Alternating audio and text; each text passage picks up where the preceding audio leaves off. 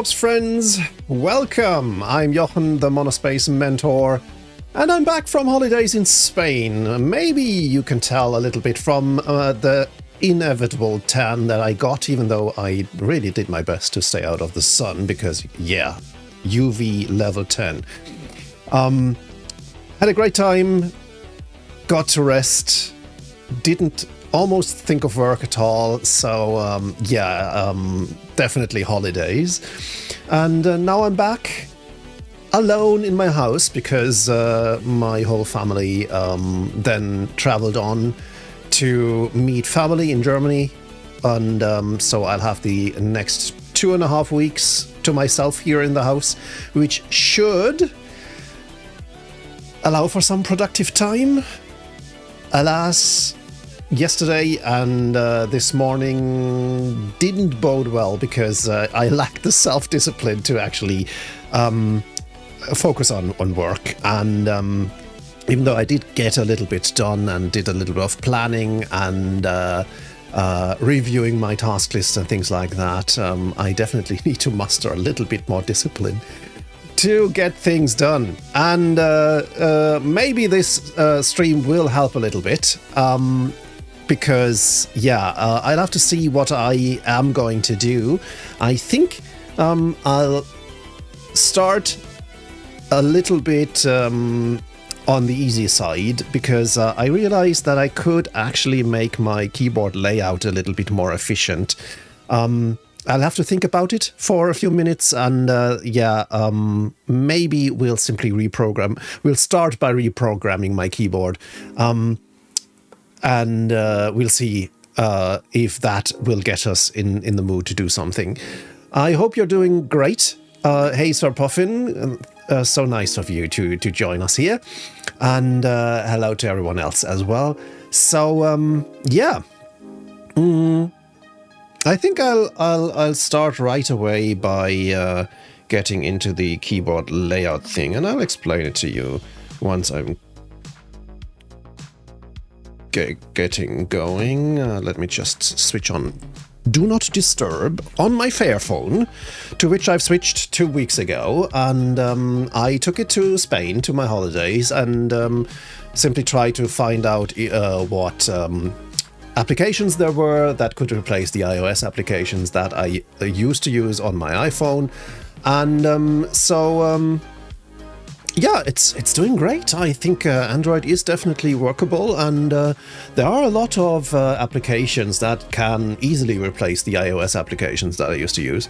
For example, AntennaPod is a great podcast player, and there are so many other things. And actually, there is even an Android version of Carrot, my favorite weather application. Even though Breezy Weather, I think it's called. I got it from F-Droid.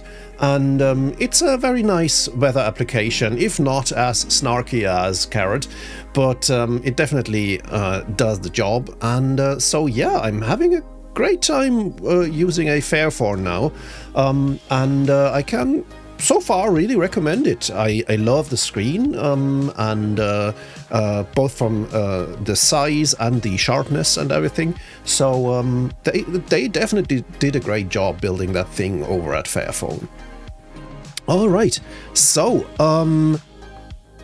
now let me quickly set up my desktop here. I think maybe, let me see, how am I going to play this? I mean, I can actually start sharing my screen. Let me put myself over here, and I think what I'm going to do is I'm going to switch. Okay, so I don't have a Tmux session open for... Yes, of course I don't. So let me change to my QMK directory, and today I'm going to try out a new editor. So let's fire up Z. Oh, okay, so I'll have to move that to 5. Almost. Oops. Here we go. So let's move that here. That's the Z editor, which is now available for Linux. The thing is, since I switched to Colmac as my keyboard layout, reaching the HJKL keys isn't as easy anymore, and it's not as intuitive anymore. And I thought, well, maybe it makes sense to switch to editors that simply use the cursor keys and yeah, get myself to use the cursor keys as well, without things getting strange. So that's why that's the main reason why I'm checking out the Z editor, except that it's also pretty hype at the moment. Pixel Buttercup joining us. Hello. I wasn't exactly in Barcelona. I spent a week with my family in Tossa de Mar, which is I think between Barcelona and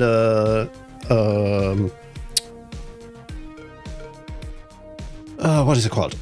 Blanking on the name. Valencia. And yeah, I had a great time. Temperatures, of course, were awesome. We had 30 degrees there. We had a small holiday home on a campsite slash glamp site, I'd say. So lots of people with mobile homes and trailers and things like that. But we had a small little hut, and it was great. I was able to sleep at night thanks to air conditioning, and I didn't think of work a lot. I read a marketing book. It's called Simple Marketing for Smart People, which is basically just kind of a intuitive marketing approach blown up to book size. I think it could be much smaller. It might be a blog post, I think, because yeah, the core of the thing is pretty simple, but it does make sense, and it'll help me create marketing for my courses and things like that. So that actually triggered me to think about work. But apart from that, I wasn't worried about anything, and I could really relax. So that was a great week, and I'm actually psyched and happy and excited to be back as well. So let me get to explaining what I'm going to do. Now, I'm using a split keyboard here. It's a Lulu, and I have different layers, of course, because I'm only using quite a minimum of keys here. Even though, for example, this keyboard does have a number row, as you can see from these key codes here in the default layout. The top row is a number row. The top row isn't a function key row. Those are missing and need to be replaced by switching to a layer. But there is a number row, and I don't even use that one. So what I do use is basically the 3x5 layout, because as you can see, I'm not even using the outer columns. Everything where there are these series of X's, that means this key is disabled. I could actually go ahead and disable the number row as well, because I put all the numbers on a different layer anyway. But from time to time, it's quite convenient to be able to press a single key to get a number, and that's why I left those active. Other than that, I'm actually using just these 3 rows by 5 keys on each side, plus the thumb keys down here. And of these thumb keys, I also use only 2, even though there are 4. And the reason is, even though the corn is my favorite size of a keyboard, and it does actually have 3 thumb keys, so I could use 3. I'm a little bit afraid of having to replace my Cornish Zen, which is my keyboard that I take with me when I leave the house or when I go traveling. And I might actually have to replace it with a ZSA Voyager, and the Voyager, which is a great keyboard, only has 2 thumb keys, and that's why I try to limit myself to using 2 thumb keys here as well, because should it come to replacing my keyboards with one that only has 2 thumb keys, I won't have to change everything. So yeah, I'm taking a very minimalist approach here. And not even using the keys that are available to me on the Lily, which has 54 keys. And so basically I'm down to 42 keys, I think. So let's get to the different layers I have. Actually, I do use the Colmac layout on my split keyboards, so that's why the default keyboard layout is actually this one up here. Which has the ARST home row here, and not the usual QWERTY layout. Then there is a game layout, which I implemented should I use it, but to be honest, so far for gaming, which I do very, very rarely nowadays, I simply switch to a QWERTY keyboard just for muscle memory. Now, I have navigation keys on a separate layer. So over here, there's the usual cursor layout that is inspired by the Vim navigation, left, down, up, right. And I can get to this layer by simply pressing the thumb key on the left side here, which switches to the Navi layer. And on the same side as the thumb key, I also have one-shot modifiers. So should I have to use Shift with the cursor keys to, for example, mark text or something, then I can simply hold the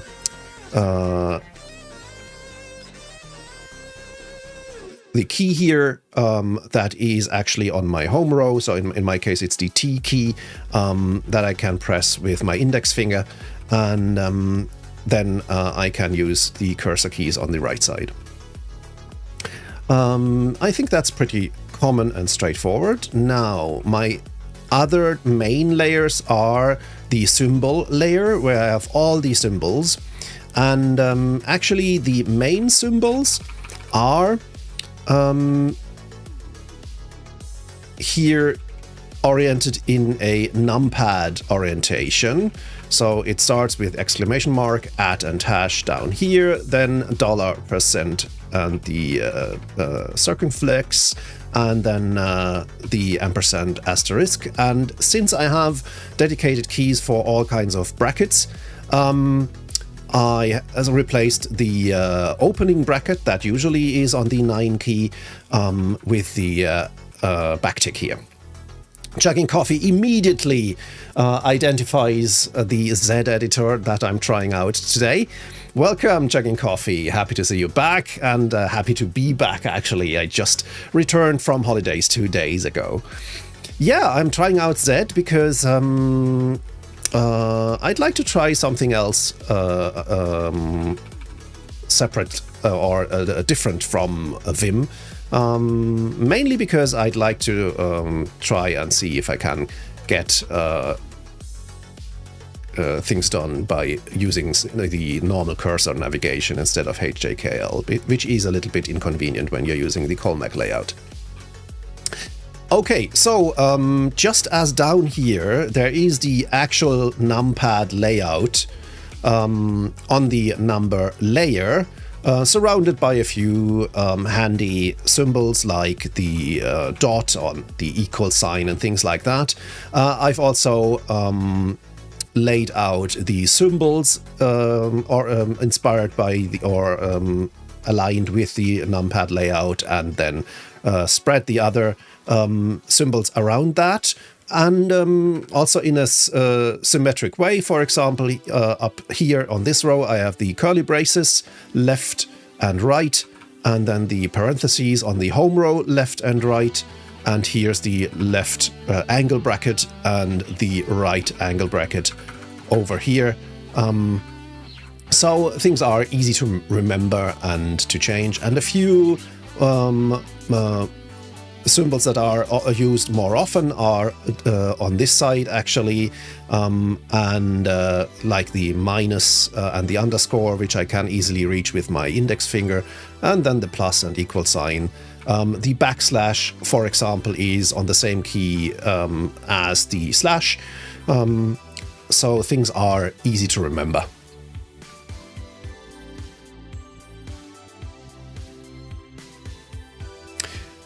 Oh, thanks for the link, Chugging Coffee, Joel Draper from Thoughtbot. No, Joel Draper is not from Thoughtbot, is he? But he's one of the more prolific Ruby programmers. Setting up Z with Ruby settings. Oh, brilliant. Yeah, I can use that, definitely. You're right, yeah.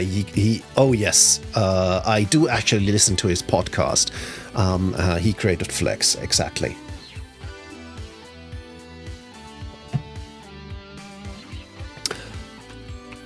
He's very smart.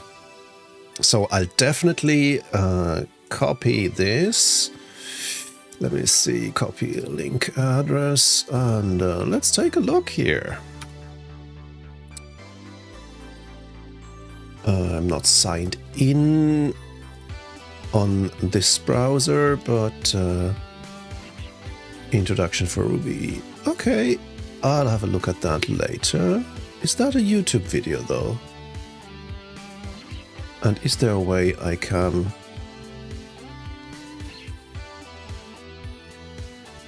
go to the origin of that video? Copy video address? Nope, that doesn't work. Seems to be a Twitter video actually. Okay, interesting.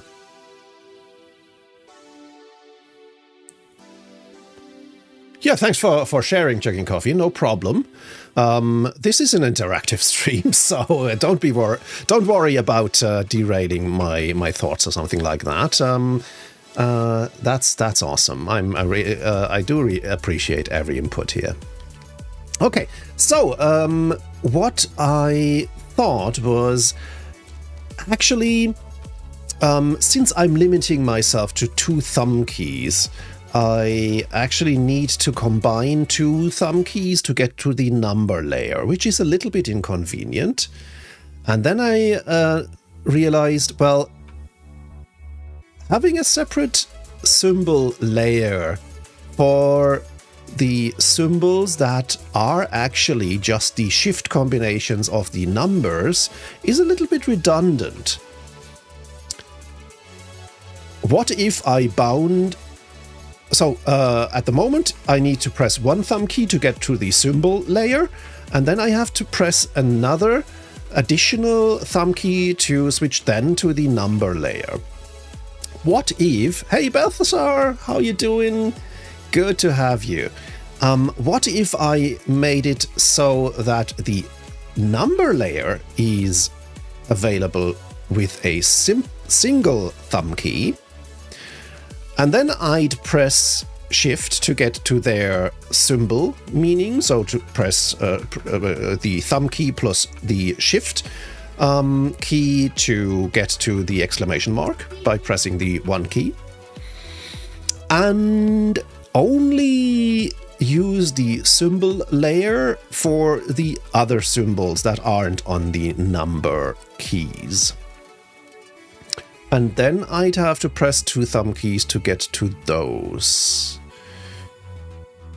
That would mean I'd have to press 2 thumb keys to get to very common stuff like the minus and plus and equal sign as well.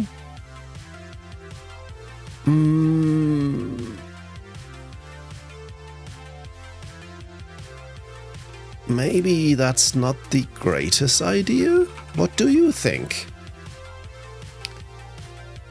Balthasar says, I'm managing myself, feel like I need another vacation. Don't we all? I could use another one already.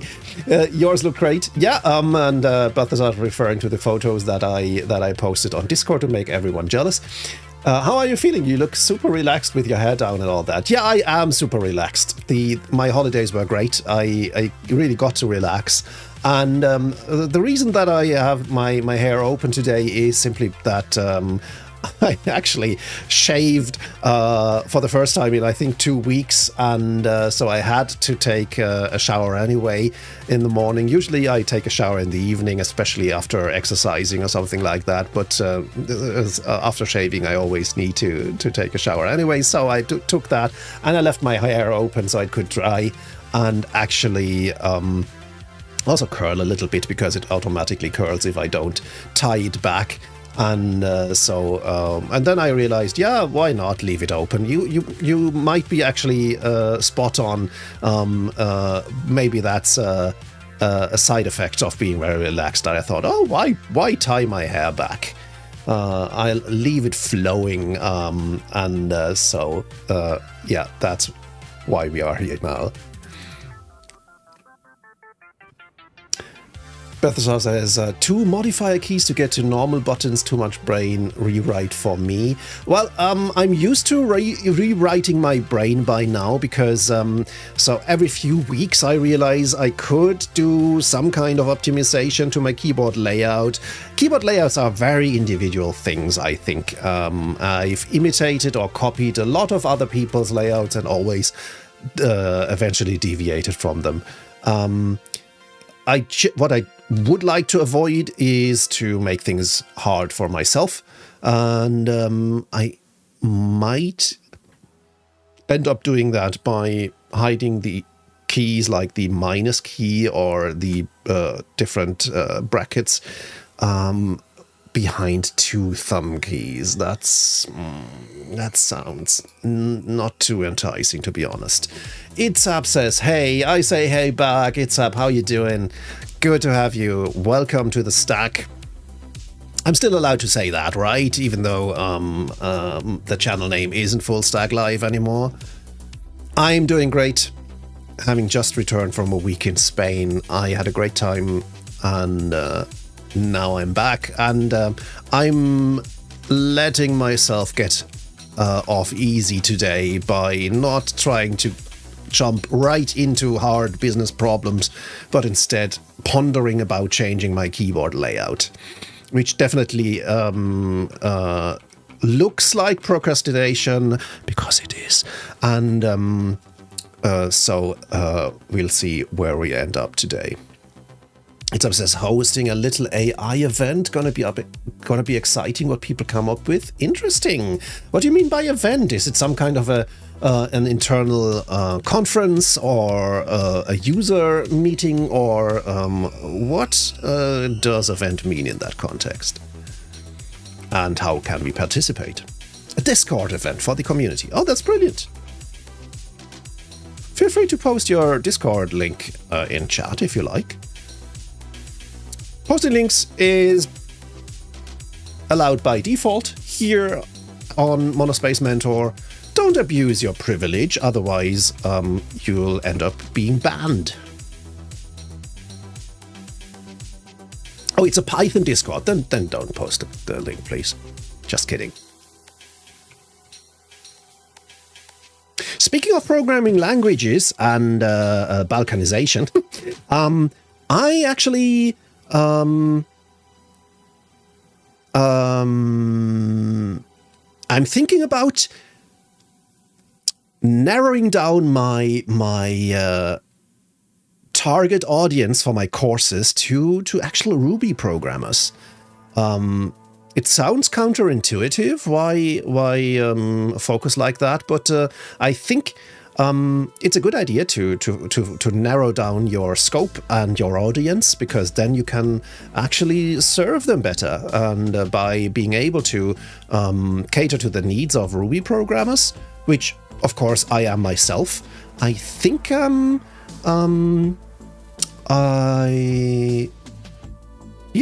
might end up doing that and say, okay, how about DevOps for Ruby programmers? In a word, helping Ruby developers, software engineers using Ruby as their main language to get more into DevOps, into system administration and things like that. That's my current thought. Thanks for posting the link. It's up. And when's your AI event going to happen?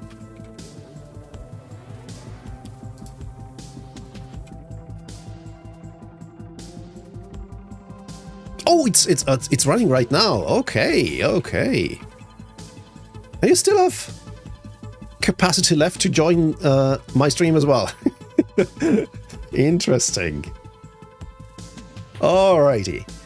Now,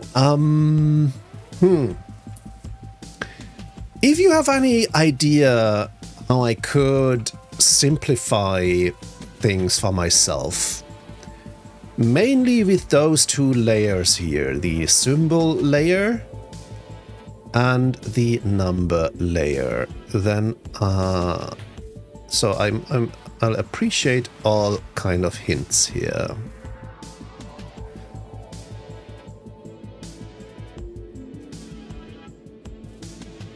I see, I see.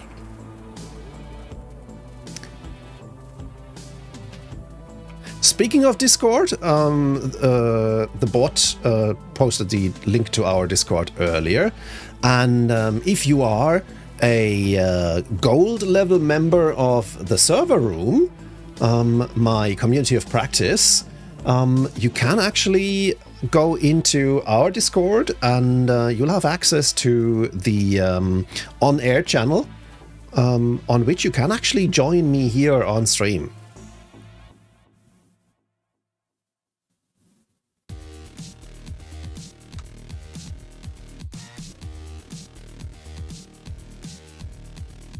That's one of the perks of being a gold member or above. If you're a mentorship member, you'll have the same access rights.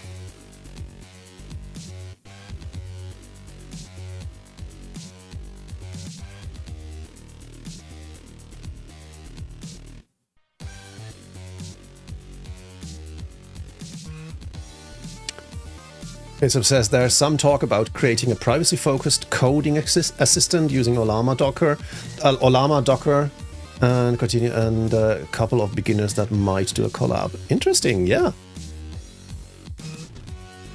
I'm still not a fan of LLMs, mainly because of the environmental impact. Even creating something like an open source LLM like Ollama still takes immense resources, and so far I don't see an adequate level of features that could justify that environmental impact. Because if you're just using those LLMs as super autocomplete, I don't think it's worth the resources that are spent on creating these LLMs.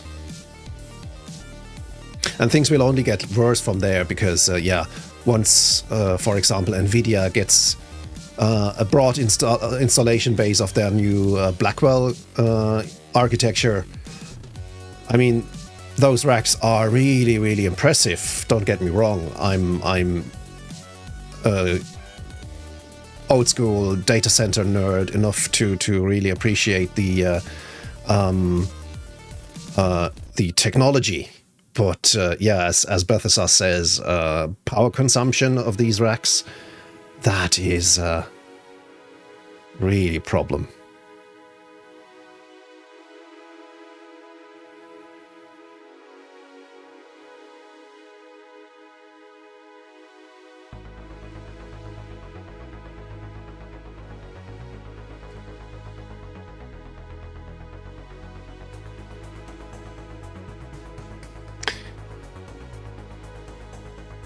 Okay.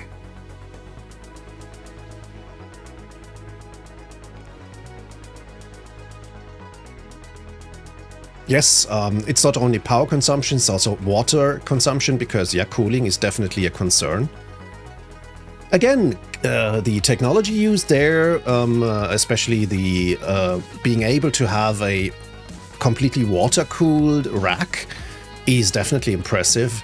But where does the cold water come from? Many times those data centers do the same as power stations or power plants do. They pull it from rivers, and oftentimes they then return the water back to the river, which then heats up the river, which also has ecological impacts, and raising the water temperature by only 1, 2, 3 degrees already has significant impact on the whole water life and things like that. Those are all real concerns, and as I said,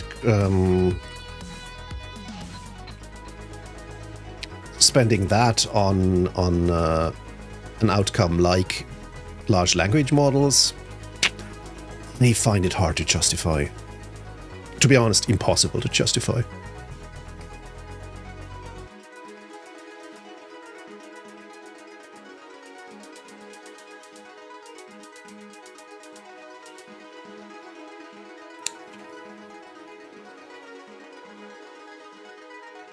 Beth says, you're about to make me jump on stream and get on my soapbox about thermal energy conservation. I dare you. I dare you to, Balthazar.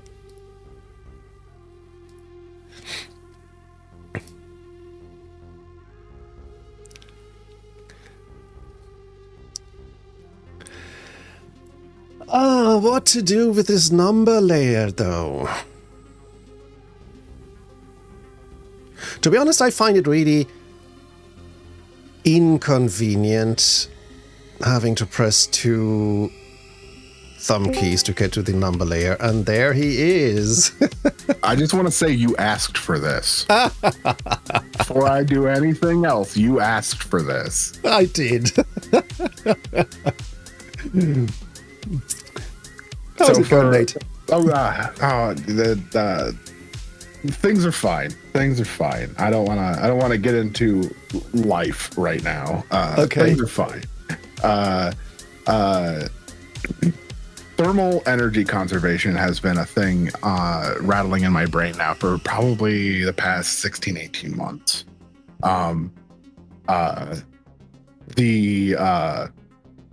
It all started with Technology Connections video on heat pumps. Because that dude is so good at putting thoughts in your brain and make you think. And I just kind of started thinking about like just how ridiculous it is in first world society that we have all of these systems to take hot out of one box, put it into a bigger box, but then we burn fuel, whether that's, gas or, use electricity to put heat in another box so that we can then use it like, to simplify what I'm talking about is like, hey, we've got refrigerators, and refrigerators work effectively by taking heat out of an insulated box, putting it in your house. And then we have, air conditioners, or maybe you have a heat pump, in your house or your apartment or whatever. And those work by taking heat out of your house and dumping it into the atmosphere. And then we have water heaters. If you have kind of the bog standard in the US, and I know that there's a lot of this in Europe as well, you have a tube full of water, and we use fire or resistive heat elements and put heat into that thing. Meanwhile, I look at my, my big 800-watt workstation that when the GPU lights up on that thing, it makes my room hot. I've got all of my home lab. I've got a stove, I've got televisions, I've got all of these things putting off waste heat energy. And I'm like, man, what if I could take the hot out of this box, and instead of putting it into the atmosphere, I could put it in the tube that makes my showers feel good.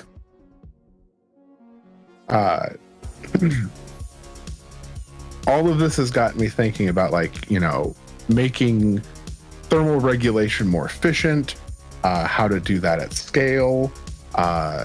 Thinking about, like, there's places in Norway. There's a town in Norway that has a data center, and they have a public pool. And the pool is heated by the data center. And it's brilliant. They all, there's a lot of other Nordic and Scandinavian countries that have municipal heat. If you're in the US, you may know of New York City's old steam system, where the entire city had centralized heating supplied to them. It's not that dissimilar, but it's actively maintained. The ability to just shove thermal energy around everywhere is like, we have that technology, and we can do it at ratios of performance that are significantly higher, than what we've got with than what we can do with normal electricity, or with burning fuel. Like, this is bonkers. You've got a house, and your house is heated. If you have a gas furnace, your house is heated by literally bringing combustible elements into your house and just lighting them on fire for less energy than the actual material itself has. Like, it's like a ratio of somewhere between 0.6 and 0.8, or a coefficient of performance, which is this ratio of how much energy you put into something versus how much thermal displacement you pull out of it. Like 0.6 to 0.8. A resistive heat element is a 1-to-1. For every joule of electricity, you get 1 joule of heat. With a heat pump, you can get easily 2 to 4, depending on environmental conditions and how modern your heat pump is, what kind of refrigerant is being used inside of it. And people are doing such cool stuff. And then you start talking about these racks of NVIDIA GPU systems that are being used for LLM training, and like the thermal displacement of the thermal load generated by one of these racks is equivalent to a row of racks inside of a modern data center, like 5-10 years ago. Mm-hmm. And you think about that, and we're burning all of this electricity, and it doesn't,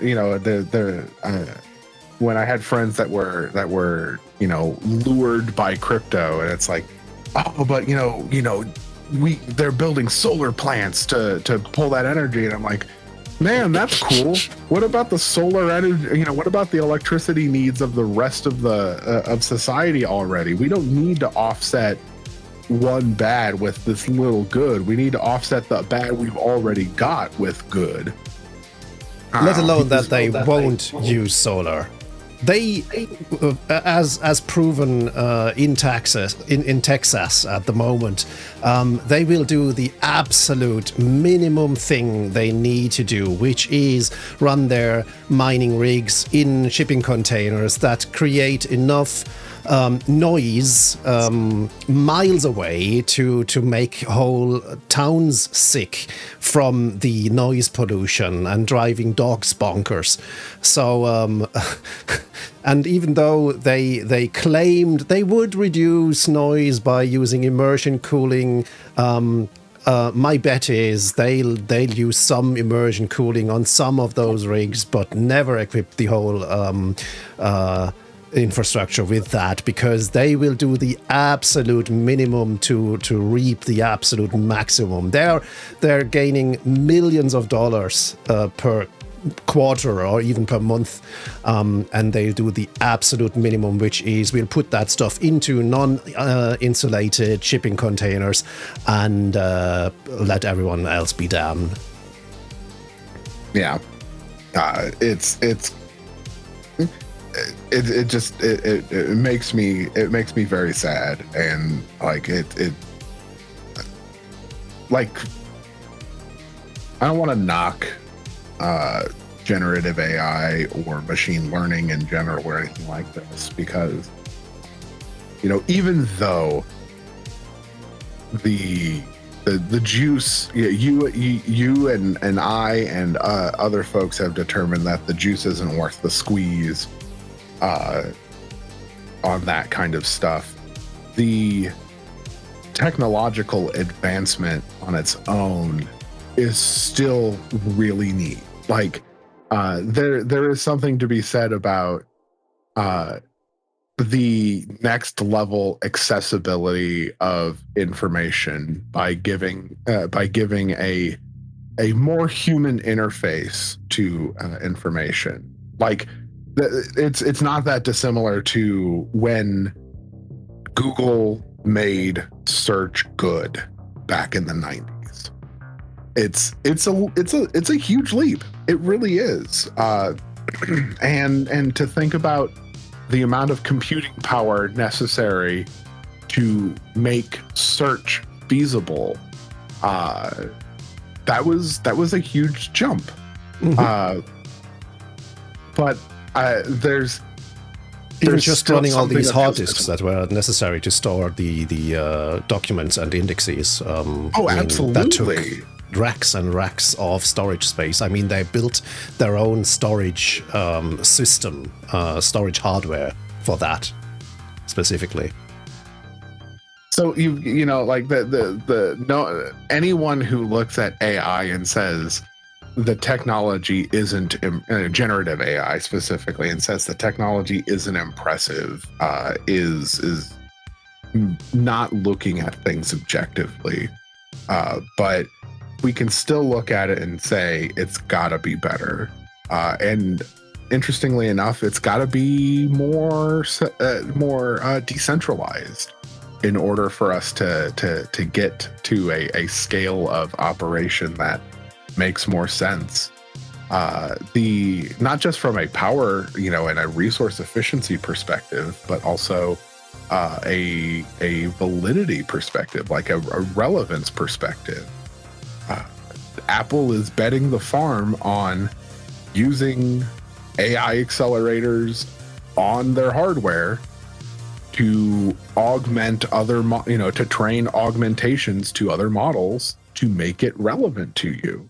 Microsoft was doing the same. They just, forgive me for saying this at such an early hour, but they shot the bed on rollout. But the key here to make it worthwhile is personal relevance, and that only happens when we have accelerators that make the operations necessary to do that training less intensive, more power efficient, more resource responsible.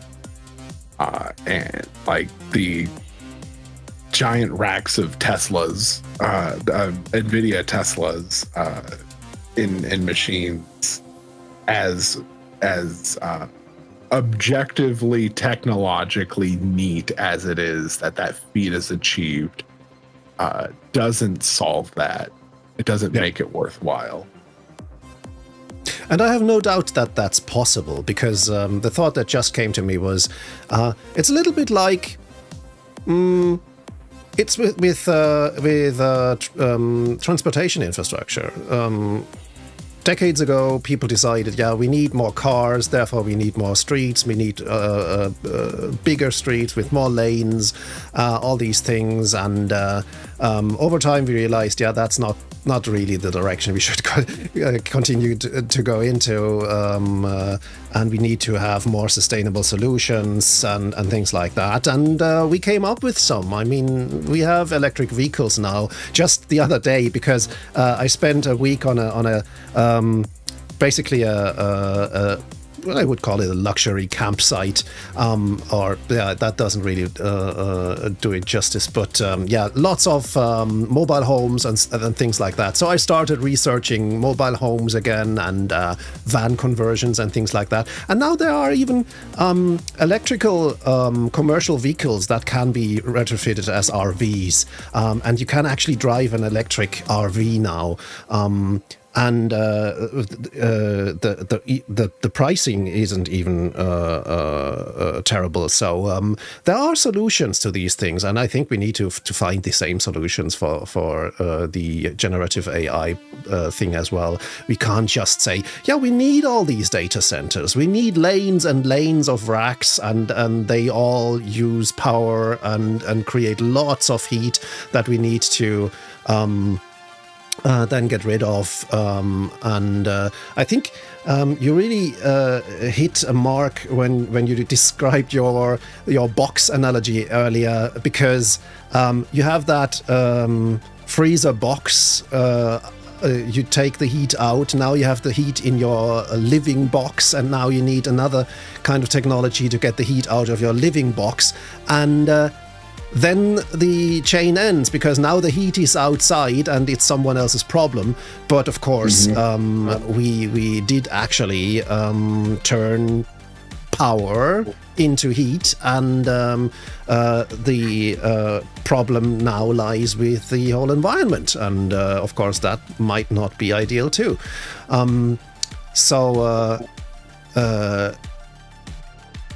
My point being, I think it's a good idea to put pressure on the whole AI sector to find more sustainable approaches quickly. Yeah, absolutely. And like this applies to all technology revolutions, really. Lots of antagonists to electric vehicles will cite the damage done to create battery infrastructure, and they're not wrong.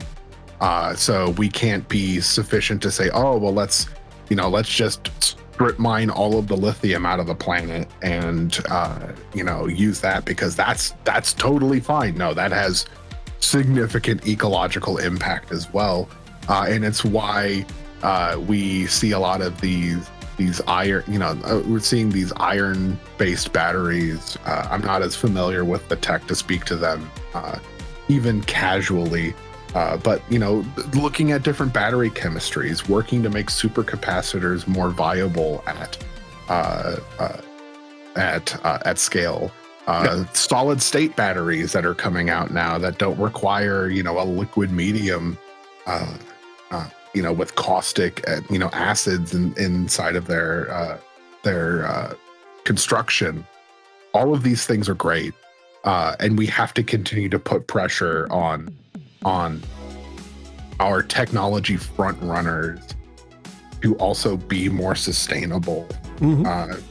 Because we've seen what happens when we let things like our industrial revolution get out of hand. We saw a massive increase in planetary temperature because we started, shoving, coal into furnaces for fuel for forever. We saw a huge jump in, and we also saw what happens when you stop doing that kind of stuff. Like, the amount of impact that can happen when radical change happens is nothing short of that's nothing short of astounding. When the COVID-19 quarantine happened, Beijing, Beijing and Mexico City, two of the most dirty air cities on the planet, saw staggering decreases in in air pollution because people weren't on the road. Yep. Like the shocking amount of things of positive change that can happen when you stop dumping crap into the air. You know, when we stop dumping so much waste heat from these insulated boxes that we keep building because we like to be comfy inside of our homes into the atmosphere. Suddenly cities won't be these, 4 to 7 degree Fahrenheit, these 1 to 3 degrees centigrade temperature offsets from the areas around them.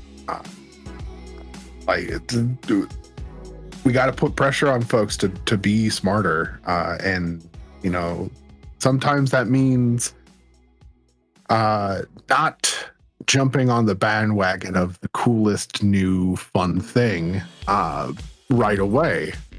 But it doesn't mean that those advancements aren't cool. It just means that the time hasn't been spent to think about that problem holistically yet. Mm. And I guess there needs to be an incentive to take that route. And I think the only incentive that could do that is regulation. Yeah. People are selfish, and that's because it's easy. It's easy to be selfish. And there's money to be made. I mean, NVIDIA will happily provide you with a whole room of Blackwell racks, and those incentives are counterproductive, of course. And I think oh God, this is turning into the eco podcast here, but history has proven that once people are forced to come up with better solutions, they do. And they turn out to be really great. Like suddenly having EV charging infrastructure everywhere and people actually using that and driving everywhere. As I said, even commercial vehicles now, buses and garbage trucks on EV, things like that. And that, of course, also creates new incentives for capitalist endeavors. Now people are building electric garbage trucks and providing charging stations and things like that. So there's still money to be made, but in a more sustainable way, or with a more sustainable outcome. Yeah. Folks will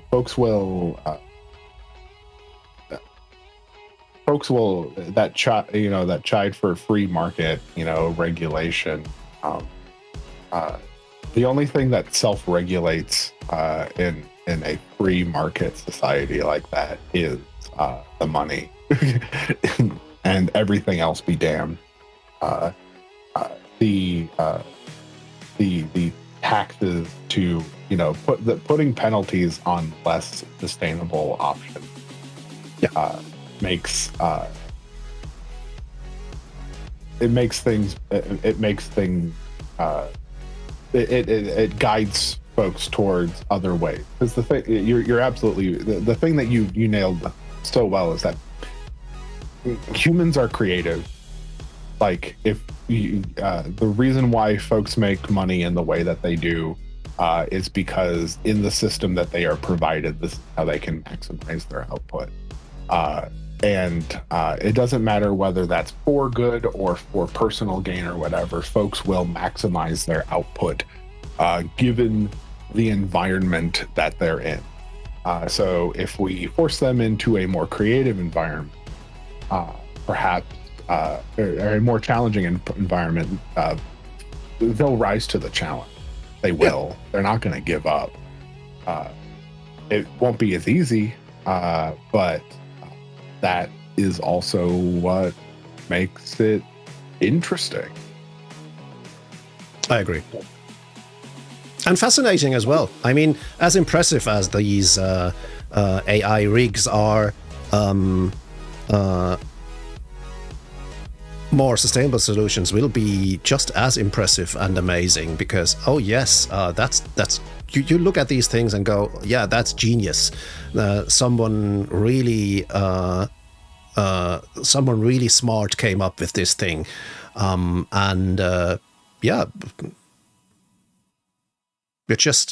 we need forces that guide technological development in the right direction. Absolutely. Prax brings up a really good point. If we're responsible technologists, I do think we should apply our creativity and understanding of tech to better the world, our data centers, and our home labs. Yep, definitely. That's a huge reason why, even though I am also a big proponent of upcycling and keeping old hardware in service for longer than the sales cycle would like to lead you to believe, I ended up replacing a lot of my home lab with modern hardware because for the same amount of power I was putting in and the same amount of thermal displacement, I'm getting 6 to 8 times as much performance out of it. So the amount of and that ultimately lets me use a lower power and a lower thermal displacement,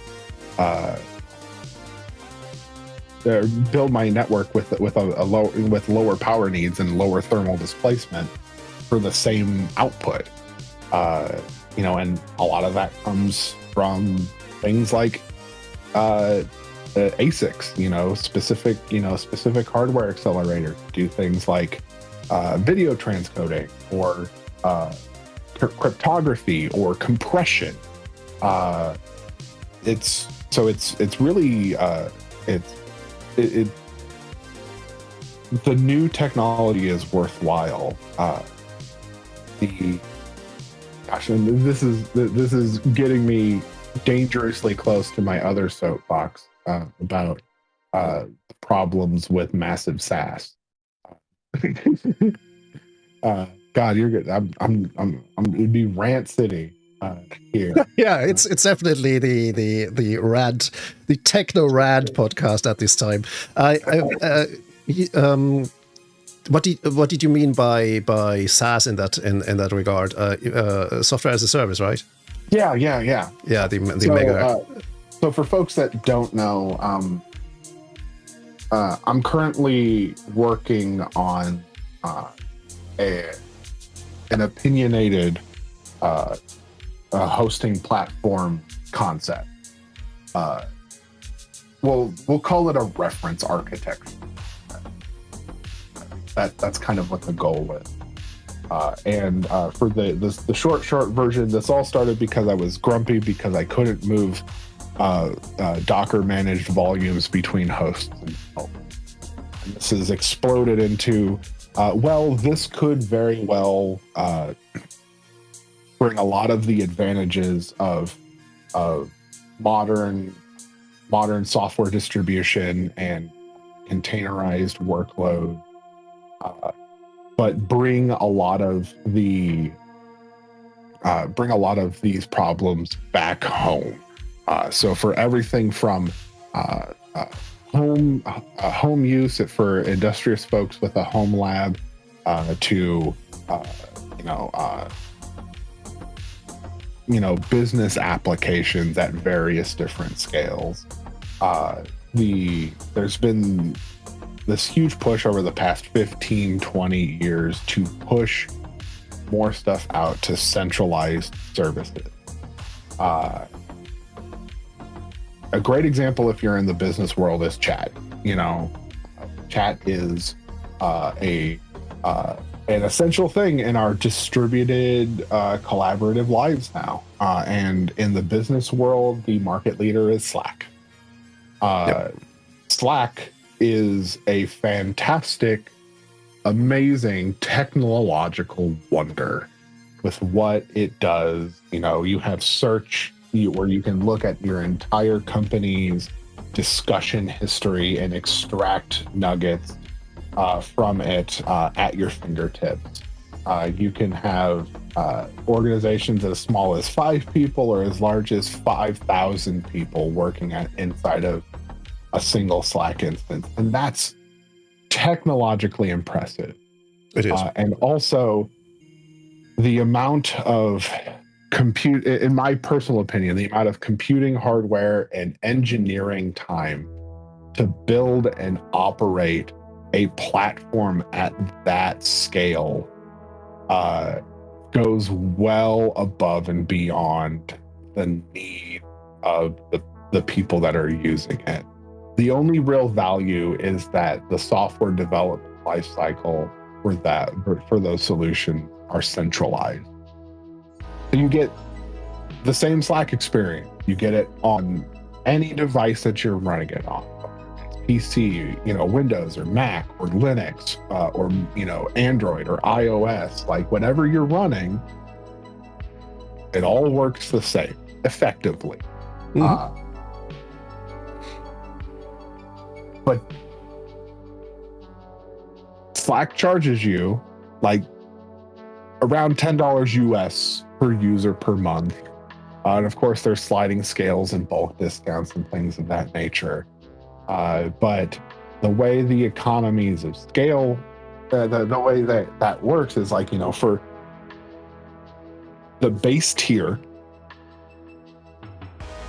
it's $120 per user per year just for chat. For $20, for $20 a user, $20 a month, I could use other tools, whether we're talking about Mattermost or Zulip, or could even get more Spartan if we want to talk IRC. Get 80 to 90% of the functionality that you get from Slack. So $240 a year, I could host the same damn thing. And yet we're paying these companies that have to solve problems like, oh God, how do I do massive SQL convergence and scale on, at a level that is absolutely technologically mind-blowing. But if we didn't have to solve that problem and we were just worrying about how do I make sure that 500 people can look at these messages and retrieve them at a reasonable set, and the data set is constrained to that scale, the economies of the amount of engineering effort required to make that problem or to solve that problem is significantly dwarfed. The amount of compute necessary to make that reliable is significantly dwarfed. Just all of those problems become less expensive. Mm-hmm. So that's an interesting point, because it's definitely, there's two forces at play at the same time, and then they more or less counteract each other, because there's economies of scale. Once you have the infrastructure in place, you can actually just add a few more resources, but reap a lot more revenue from that. That's one thing, and every platform has these economies of scales, hopefully, because that's the whole business model, I guess. I mean, I have a hosting platform as a business myself, and we definitely see that. Adding a few more servers doesn't really create more work for us, but we can easily increase our revenue by getting more customers and providing them with the same service as we do our existing customers. And then, of course, at a specific point, you get those challenges of scale. How do I run tens of thousands of systems? How do I distribute events and messages between within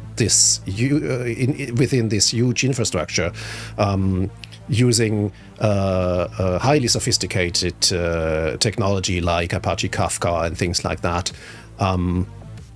And those problems only occur because of the massive scale of these services. So yeah, that's an interesting dilemma, I think. Yeah, and that's not to say that all problems are solved by simplification. Like, there are things that need that level of sophistication out there. There are things that there are legitimately difficult problems out there that require those solutions. What we've seen with the rise in public cloud is and SaaS and PaaS style infrastructures of providers out there is that when all you're worried about is building the most reliable, distributed, massive service available to make that work for people at that scale, you teach them that every problem requires a SaaS scale hammer. And all of those problems look like SaaS scale. And you can make that super easy, and you can make that super viable. And all of those things can allow folks that wouldn't have jumped in otherwise to start solving those kinds of problems. And that's cool. Like, I don't want to take away, AWS's Amplify, which brought Wix or Squarespace style website development to app development, full application development with front end and back end, options available. Like, that's super neat. But you're teaching people to solve problems at a massive scale. Mm-hmm. And sometimes you don't need a solution for 5,000. Sometimes you simply need a solution for 50 people. Sometimes you need a solution for 5 people. We need to remember that those kinds of problems are still there. And more importantly, that even though so many problems of that scale, even though we have problems of that scale, the tools that were developed to solve problems at the larger scale can still make solving problems at the smaller scale easier, faster. And that's kind of why I'm looking at this stack. I want to take off-the-shelf components, like Kubernetes, like RQL for distributed SQL, like CFS for clustered storage, and I want to build a platform that looks more like VM or vSphere for a lot of these small places where you've got some things you need. You need a directory server, you need groupware application, you need a chat application, and we can ship that entire application stack from its web servers to its database to its task execution environment as a single stack We can just send it on, down the line, and we can make configurations super standardized. We can, we don't have to teach people how to maintain, pets, fleets of pet servers to make that work and that administrative overhead. You can just ship a new application. When you need an upgrade, you just grab the latest version of the manifest and, or update a few tags inside of a YAML file. And suddenly you go from version 5 to version 6 of this application. These are all things that we can do, and things that, because we've solved problems at such a massive scale, we've created abstractions and conveniences to solve those problems. But you don't have to run that on, 42U of GPU powered monstrosity. Your small business could run that on 2, maybe 3 machines that are business class workstations or small servers, and make that cheaper and simpler and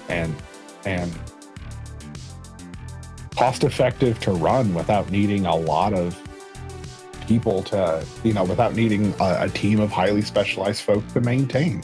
Mm-hmm.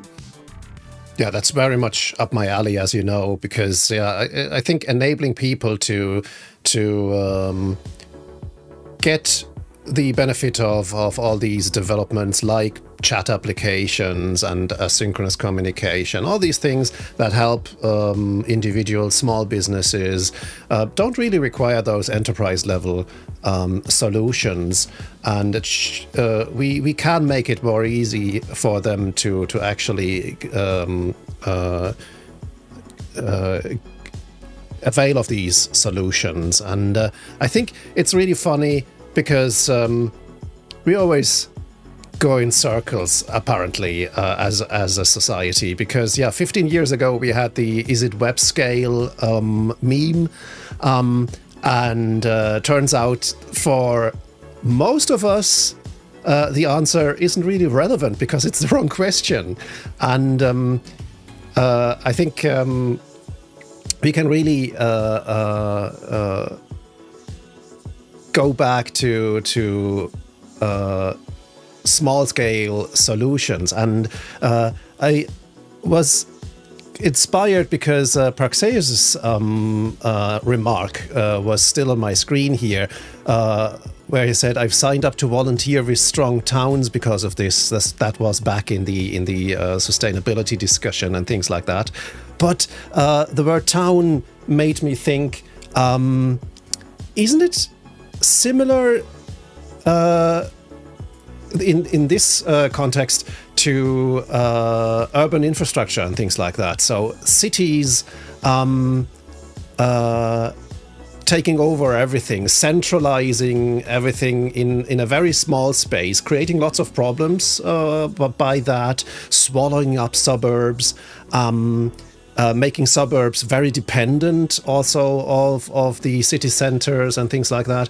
And then we have the contrast to more rural towns who don't benefit from these developments, who don't also share the same problems. And the struggle to make towns sustainable again after all the business wandering off to the city and leaving people stranded with no supermarkets, no post offices in their town and things like that. And now we need to rethink things, how to empower towns to be self-sufficient again and things like that. And so something like that. I think there are very similar processes in play in the virtual world and in our real world, I think. Absolutely. Absolutely.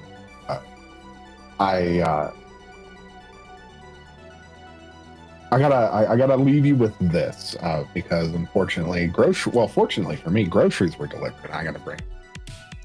But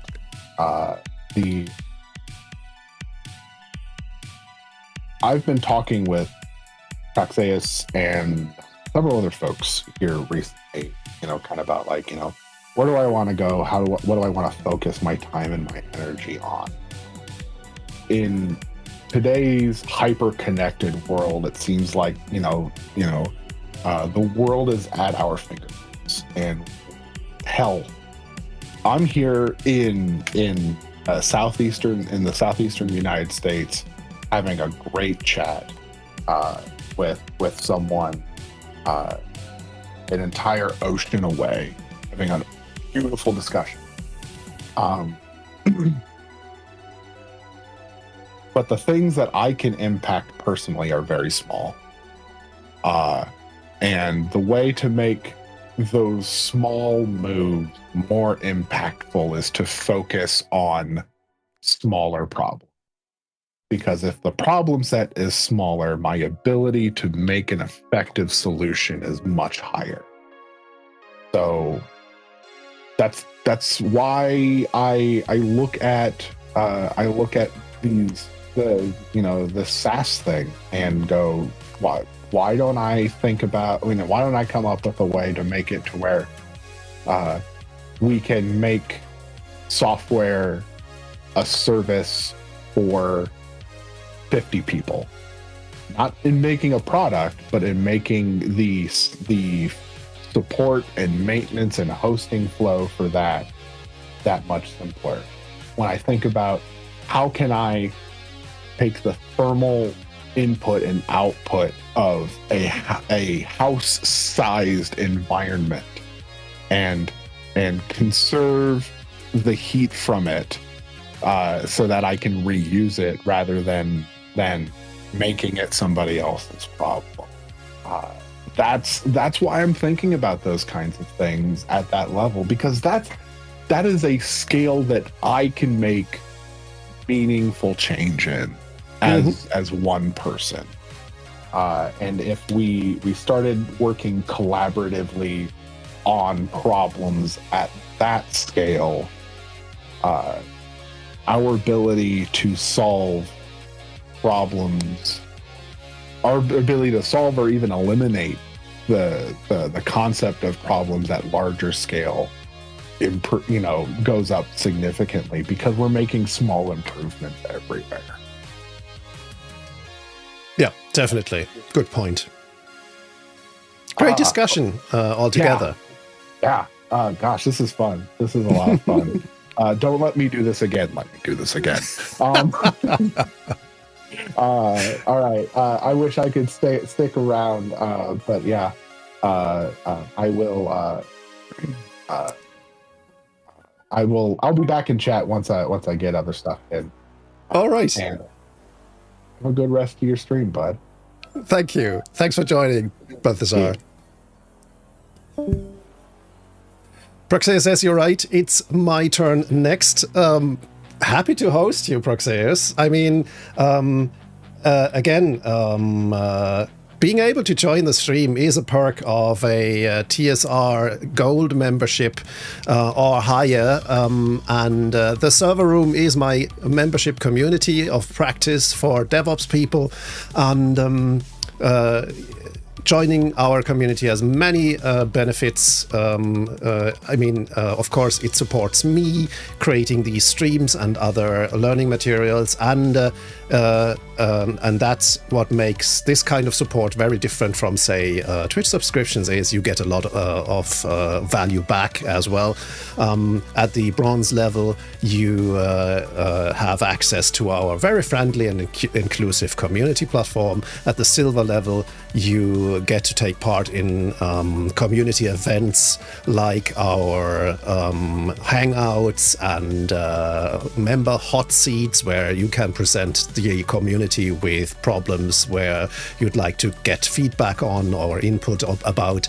And at the gold level, you can actually not only join my streams here using a channel on our Discord server, but you also get free access to all of my existing and future courses as well. So there's definitely lots of benefits in joining the server room, and you can get more information at theserverroom.sh. Praxeus is about to join us as well, so I guess we'll rename this stream to the Techno Rant podcast, aka Monospace and Friends. In the meantime, I had a little bit of processing power left to think about my keyboard issue, and at the moment, I think I'll simply question my whole approach and actually simply use one of the still available thumb keys to enable my number layer. So I have one thumb key for the symbol layer and another one for the number layer, and that'll make things more easy. I'll simply drop my arbitrary limitation to 2 thumb keys and extend it to, say, 3 thumb keys as available on every corn layout, and we'll solve the issue with, say, switching to a Voyager when we have to cross that bridge. And so yeah, I guess the layout change will be very simple, because I simply have to assign a different layer key to a thumb key that's unused at the moment, and that'll be it. So I think I'm going to do exactly that. So let me switch back to my screen here. And now I only have to decide which thumb key it's going to be. Hey, Mr. Faberdev. Thanks for following. Also, Flippy Sin followed the channel earlier, and welcome as well. Okay, so we have a few thumb keys that we can use. We have at least one, actually 2, but I'll actually limit myself to a total of 3 on each side.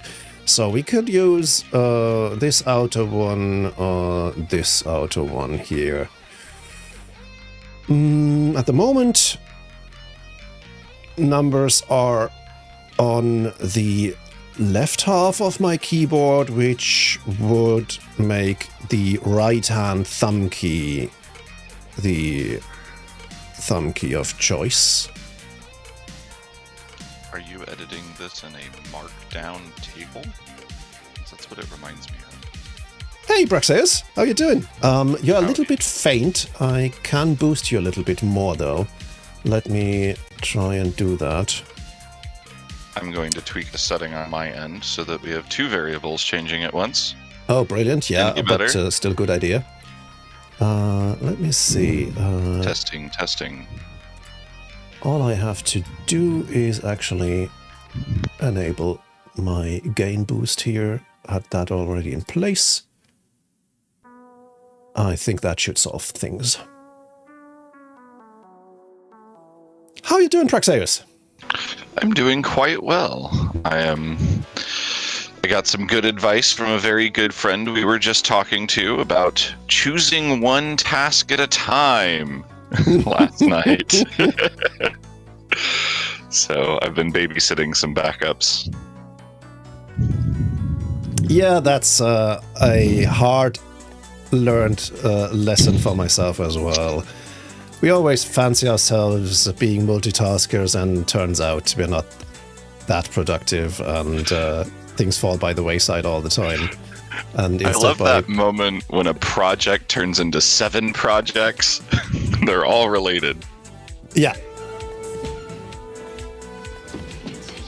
So tell me about the config file for your keyboard here. It's written in C, but it looks a whole lot like a markdown table to me. That's just because I intersperse these comments. It's actually pure C code. QMK is actually pure C code with a little bit of macro magic, but simply by interspersing these comment lines here, I get the actual graphical display of the graphical layout of my keyboard. Would I turn off all these comments? all that would be left are these, I guess, arrays of key codes. Oh, that makes sense. I'm not as familiar with C as I would like to be, but it's just these lines that start with a slash asterisk, and they'll also wait. And how do I? Oh, it's not Vim. Oh, it's Z. Okay, so I can use the actual cursor keys here. So yeah, they all start with. Oh, interesting. Yeah, the window line. width doesn't allow the. Oh, that's a little bit of a bug. The line wrapping doesn't really work out. Let me see if I can tweak this. So if I go to the end of this line, the slash is actually hidden. Huh? Can I? Oh no, it's just the width of the window isn't sufficient, huh? Is it? That's strange. No, it's not a window width thing. It's a rendering thing. Huh. Okay. Yeah, the Linux version of Z is still in development, so we'll let that pass. What I wanted to say is that these whole lines are just comments, and so this, of course, is not really a value. Well, it is actually. It's a valid C bare word, I guess, and it gets replaced by the precompiler. This sequence of 7 underscores is just an alias of the transparency key code, which means the underlying layer actually shines through. And since this is the number row, that means I don't have to repeat the number key codes as up here all the time. I can simply set these keys to transparent, and they'll retain their original meaning, which is the number keys. And here I'm redefining, of course, the other keys for this specific layer. Otherwise, it wouldn't make sense. Having a completely transparent layer wouldn't change anything, so that wouldn't make really sense. So what I'm going to do is to say, okay, instead of having to switch to the symbol layer with this thumb key, which gets us here, and to retain the function of this layer switch. That's why this key is transparent on this layer. And then I'll have to press this thumb key on the left side to actually switch to the number layer, which are 2 thumb keys that I actually have to hit in sequence, actually, because since the number layer key is on the symbol layer, there is a specific order in which I have to hit these thumb keys, which also makes things more complicated than they should be. Instead of doing this, I'll simply take this layer switch here and put it on the main layer, on the default layer here. So let me simply replace that with ly underscore num. And actually, I don't have to change anything else. The old combination can still remain in place. I'll just stop using it. And that way I can get to my numbers. And since the number layer also has the modifiers on the same side as the thumb key, which I now need to make transparent as well,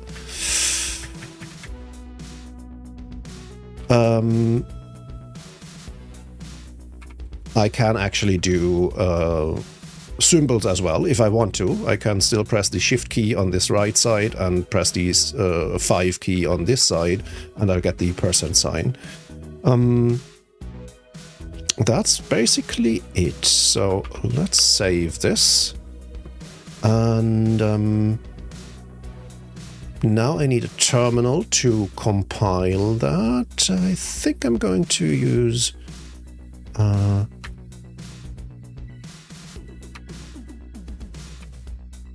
alacrity for that. I'll have to use my Fedora toolbox container because all the microcontroller development packages are installed in this container. And now I can do a QMK compile for this keyboard. And if I didn't make any errors, this should compile fine, which ends up creating two firmware files for the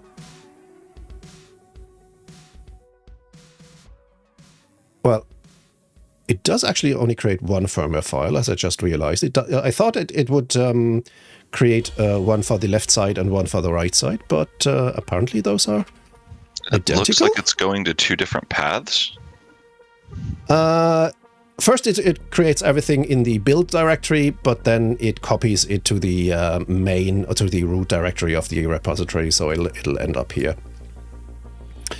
It'll also be in the build directory, but just for simplicity's sake, all my firmware files will end up on the main level here as well, so they're easy to find because now I have to flash my keyboard. And I'll do that simply in this case because this keyboard is based on a Raspberry Pi. I can easily flash that. I don't even need specific ROM flashing software or something like that. All I have to do is I go to my projects directory, which is the QMK user space project here. Here's the board source .uf2 file. I'll copy that. Then I'll switch my keyboard into programming mode, which is of course another key combination. Whoops. Yeah. That was strange. And now, wrong key combination, I guess. Yeah. I just reprogrammed those. And now I get a new mount here. That's basically the USB storage part of the keyboard. And I'll simply drop the firmware file in here. And once that's copied, the keyboard disconnects again and acts as a normal keyboard again. And that means I can now use my new thumb key and press numbers over here, and things have become much easier for me. Okay, that's all it takes to reprogram my keyboard. Does it use UPnP in order to disconnect and reconnect like that? I have no idea, actually. I think it just switches into a different USB mode where it switches from from HDI to storage, and Linux auto mounts it as a USB storage device, and then it cleanly disconnects after the flashing process has been done. And the keyboard reappears. Interesting. We'll probably see that in it's got to have a listener or something for the hardware change. The keyboard itself simply switches modes when I press the key combination that puts it into bootloader mode. Forgot about the key combinations. Yeah, and so I can trust them, once you had the file uploaded. Yeah. That's on the adjust layer where there's mostly the function keys, the actual F1 to F12. And here's the key code that switches it into boot mode. So I press those two thumb keys here to get into adjust mode where the underscores are. That gets me to the adjust layer. And then when I press one of the inner thumb keys here, the keyboard goes into bootloader mode, which turns it into a USB storage with a little bit of capacity, just enough to store the firmware. And once the firmware file has been transferred, it actually flashes it to to its own microcontroller, and then the microcontroller resets and the keyboard returns. It's a really nifty setup. I feel like a programmable keyboard is a rabbit hole I need to avoid for a bit, though. It's amazing, actually. It's really fun, and of course, this is C code. So, the main thing you do in the C code is alter those arrays of key codes that assign keys to your different hardware keys, of course. And again, those arrays here are just laid out in a very nice manner, so I can actually tell which key is what. There's actually a little indentation mismatch, so let's add that space here. But the point I was getting to was you can actually use C code to alter the behavior of a keyboard. The temptation to program in macros would probably just nerd snipe me for months. Just, hey, I want you to quickly type in, a function in this language that I use all the time, and I'll name it and put the guts in. So, for example, in this function here, this function gets called when the keyboard refreshes its tiny OLED displays, and I simply get the currently active layer, and then write a string to the OLED that displays the actual layer name, and so that's just a simple switch case statement that allows me to display anything on the OLED display of the keyboard. Makes me think of my bad USB days, where I was putting some together for clients for USB drops, because how that typically works is you set the firmware to identify as a keyboard, and then you have a script usually compiled in either a scripting language or C that just does keystrokes at its fastest input. So your wait times are very important. Yeah, of course you can't flood the USB the USB connection just with stuff, or flood the actual input of your PC with keystrokes. But yeah, of course, that's also possible. I do have, for example, combos that allow me to enter German umlauts simply by pressing the Z and X keys simultaneously.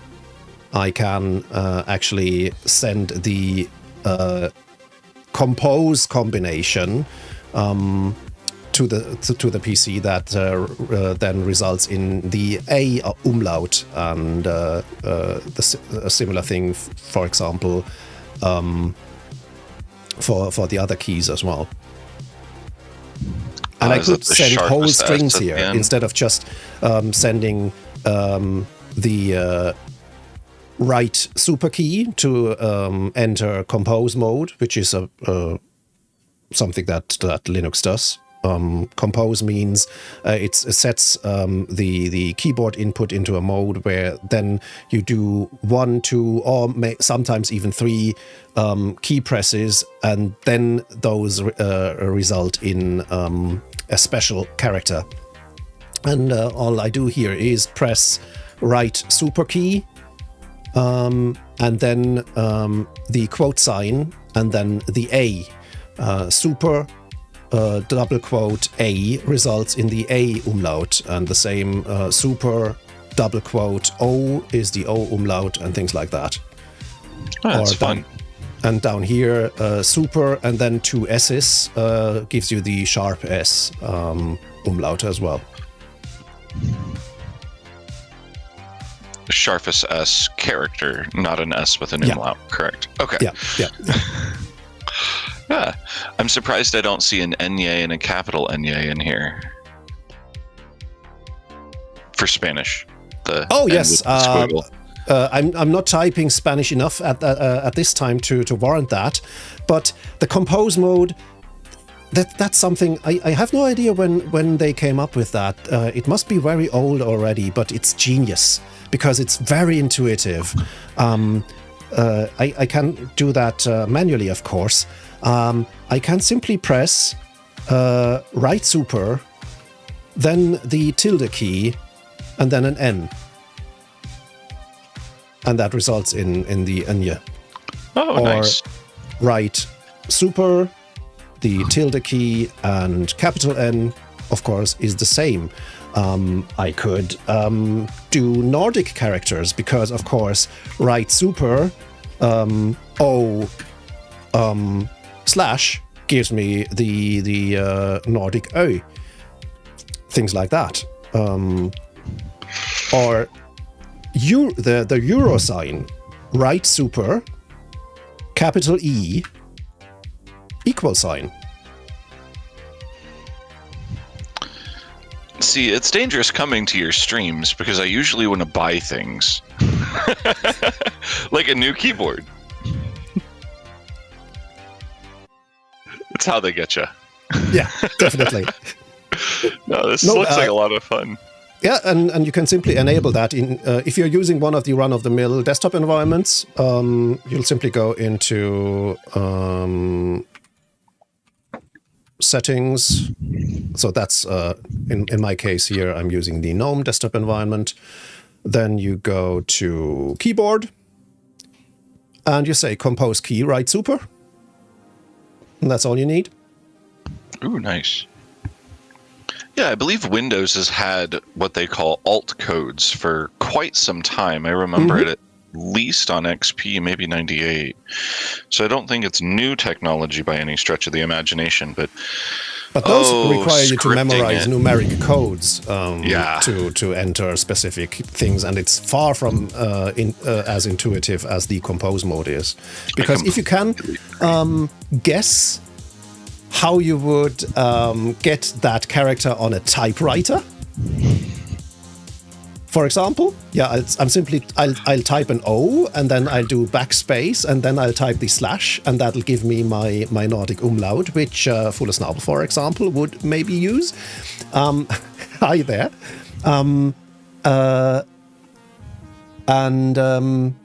So that's basically how this compose mode works. Hey RJ, how you doing? It is, of course, being recorded, and you can always watch the VOD on Twitch for some time as well.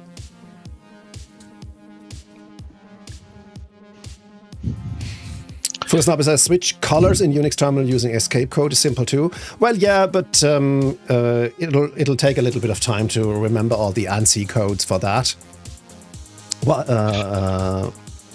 While the compose mode is something that I really, really relish. How did we get here? That's because I was demonstrating that being able to program your keyboard in C can actually mean programming C here. Things like that. Now that that's done, I can actually go ahead and commit my change. I have another thumb key in action here, and now I need to go and reprogram my other split keyboards as well to regain consistency here. Keymap C, it has a dot. Going back to the orchestration discussion with Balthazar earlier, yeah, you don't have some sort of Docker container pushing all the updates to a fleet of split keyboards plugged into a server in the back room?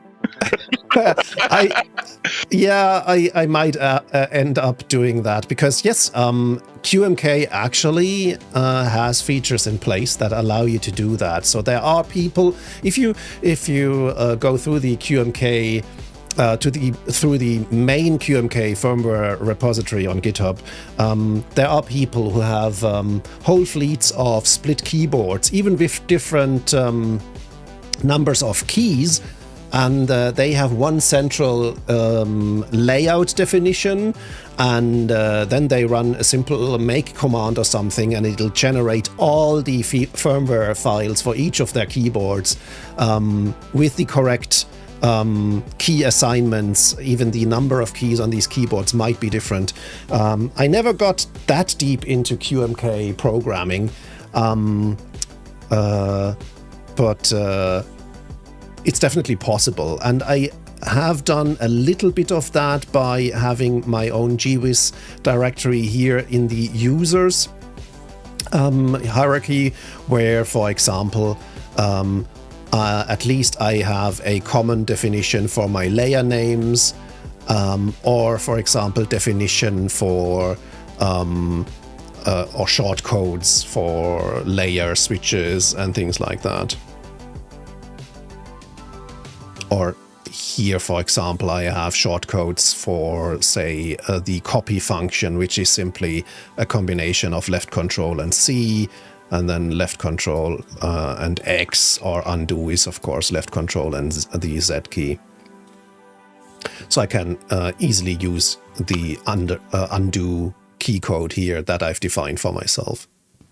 I don't remember if I told you this story, but when I first took this role, some of the junior analysts were like, okay, what's the difference between a junior and senior analyst? My kind of tongue-in-cheek response was, senior analysts have copy and paste mapped to their mouse. And they laughed, and they started asking the other senior analysts, and they kept going, well, yeah, I've got that, but that's such a weird question.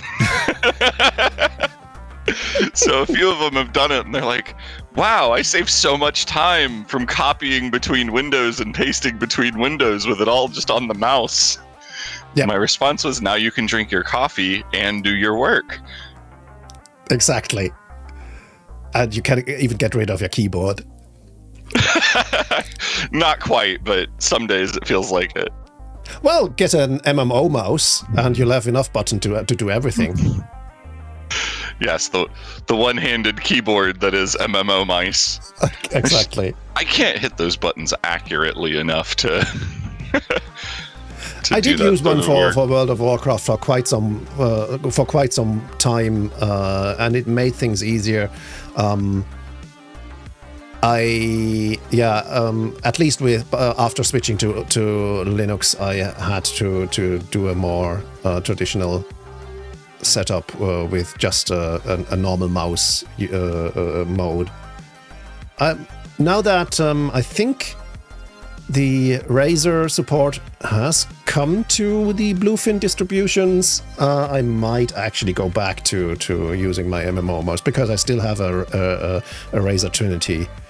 I just don't use the thumb pad anymore. RJ says I have copy-paste, clipboard selector all under one hand, so much easier. Yep. Absolutely.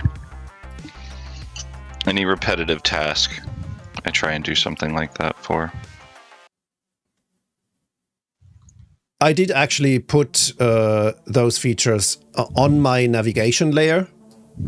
So I still have to press 2 keys to enable the nav layer, and then I have the combinations for copy and paste here. At least I don't have to press any additional modifier keys for that.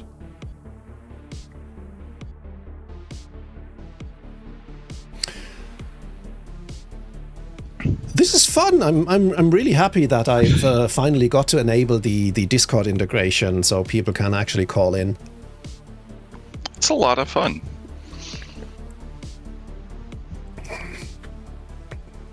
Can start your stopwatches until there is a real Monospace and Friends podcast. Oh no.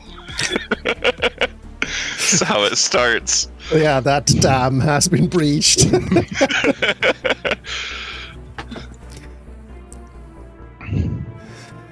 Yeah. Now,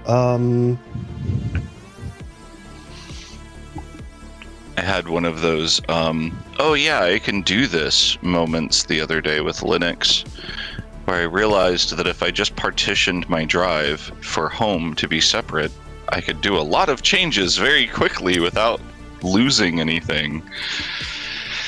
But now I need to go implement it. Gets you every time. Just those little Gets you things every that you forget time. over time. That's a phrase that's very common. Now I have to go and implement it.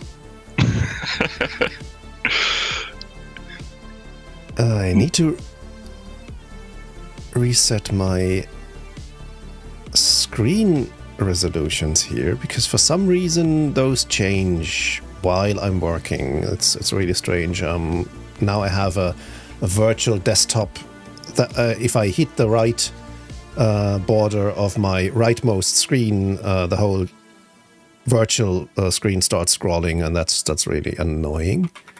No idea why that happens and what that kind of strange setup actually is, but it's just that's why I've prepared a script that issues 3 xrandr commands to reset everything. I hope that doesn't crash the stream, but it's necessary because yeah, that scrolling is annoying.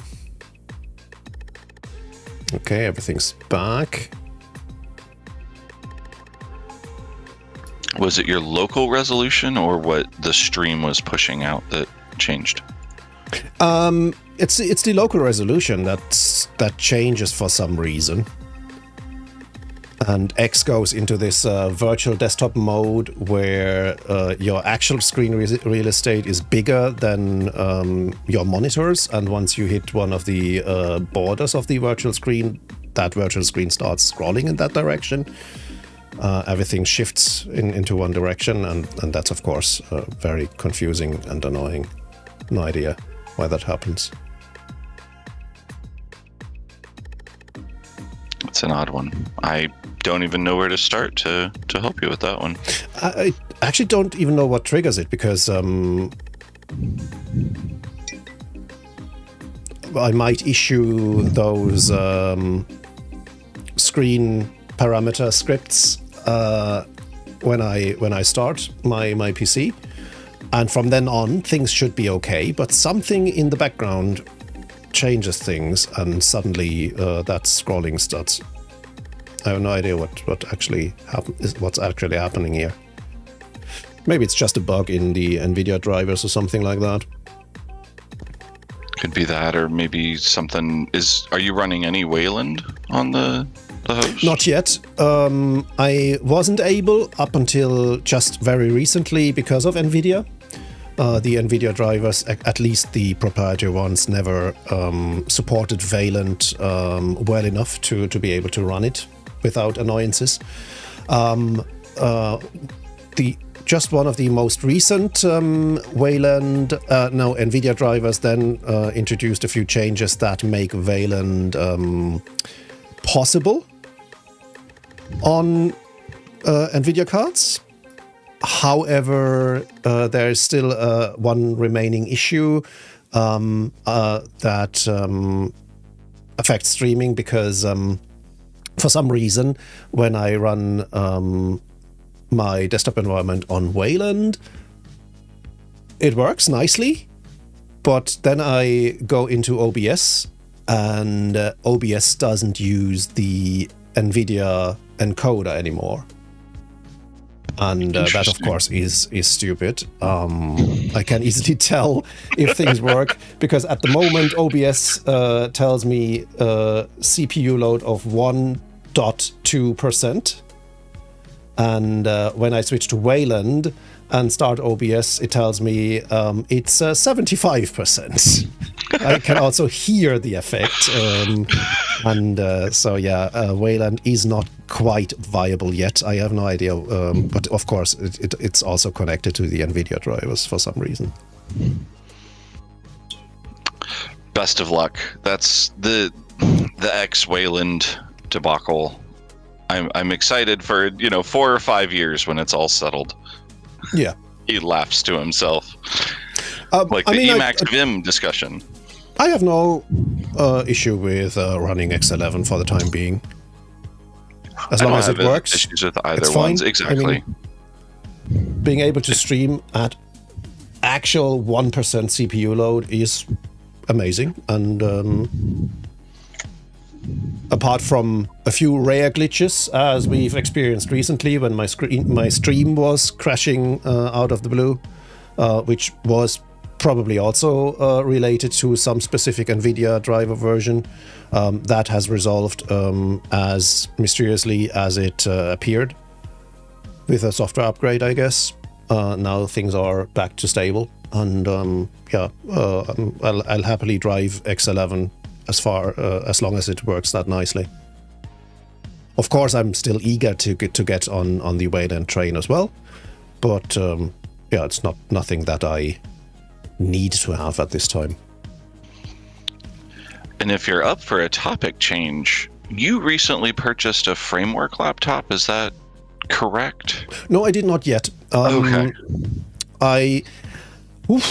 I'm a little bit torn, to be honest. After watching the latest review that I found on YouTube, it ended with, framework definitely gets all the points in the sustainability and repairability areas, but there are still quite a few shortcomings, which then make the price hard to stomach. That's my paraphrasing them, because you can of course get better how do I put it? Better base hardware at a equivalent price. The same kind of hardware or even more performant hardware at a lower price, with one of the off-the-shelf vendors like Lenovo, for example, the Lenovo Legion laptop with the same AMD graphics hardware as the Framework 16. I'm talking about the 16 at the moment, with its dedicated graphics.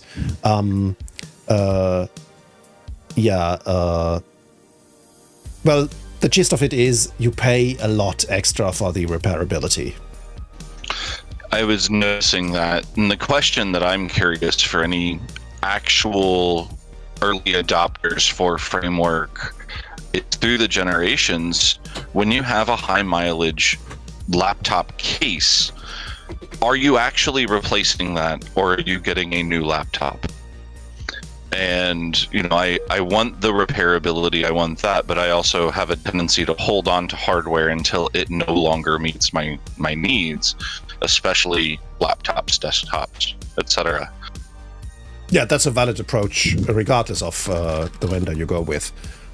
Using it as long as possible, instead of, for example, following what many of the Apple fans do with having to replace their phone with every new generation, or at least every second generation, even though an iPhone 12 would probably still cover most bases for most people. I think that's a great approach. What I did purchase recently, and that might actually be what you were referring to, is this here, which is the Star Labs Starlight tablet, a Linux-based tablet that is almost the same size as the iPad Pro. It's a 12.5 inch tablet. It's a little bit thicker than the iPad Pro, and it's, I think, a little bit heavier than the iPad Pro, but not by much. But it runs Linux.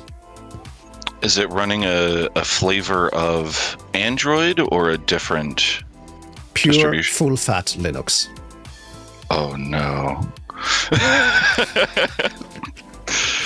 And I had it on holidays with me, and it's amazing. It's really, really fun. It's basically a convertible Linux laptop because, it runs pure, unadulterated Ubuntu in my case, because I wanted to have a Linux version that comes from the factory, and they are offering the tablet with a handful of Linux distributions that you can choose from, and I chose Ubuntu because that seemed to be the most the best supported, I guess. But turns out, and I actually looked at the apt sources, it does pull everything from the Ubuntu repositories. The only exception is are the tools that you need to reflash the core boot BIOS. Those get pulled from a Starlabs specific repository. So if you want to update the firmware, the BIOS firmware, then I guess it makes sense to use their latest versions. Apart from that, everything else is pure vanilla Ubuntu in this case, and you can use it as a tablet with touch interface or even a pen. And of course, I bought it with the keyboard sleeve. That's a very nice price for something like that as well.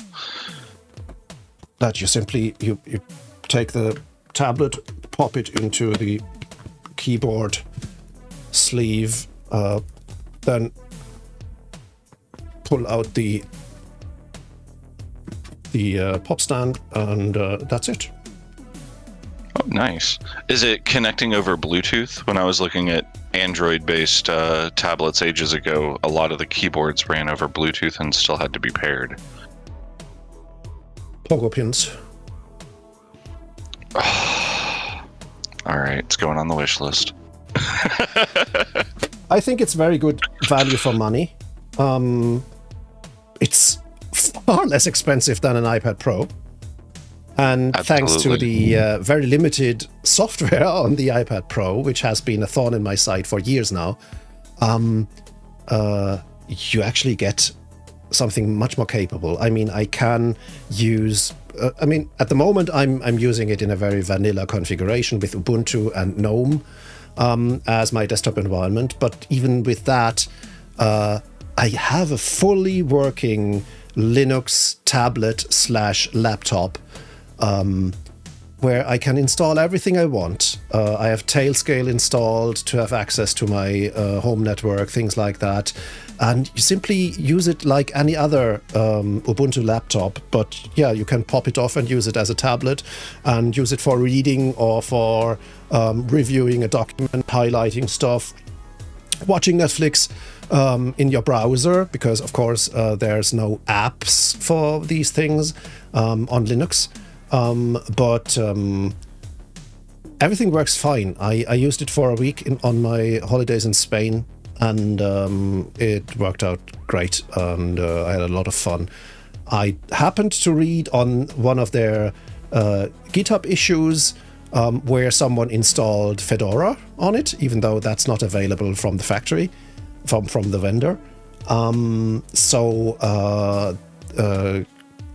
Eventually, I will actually try and install Bluefin on that tablet as well.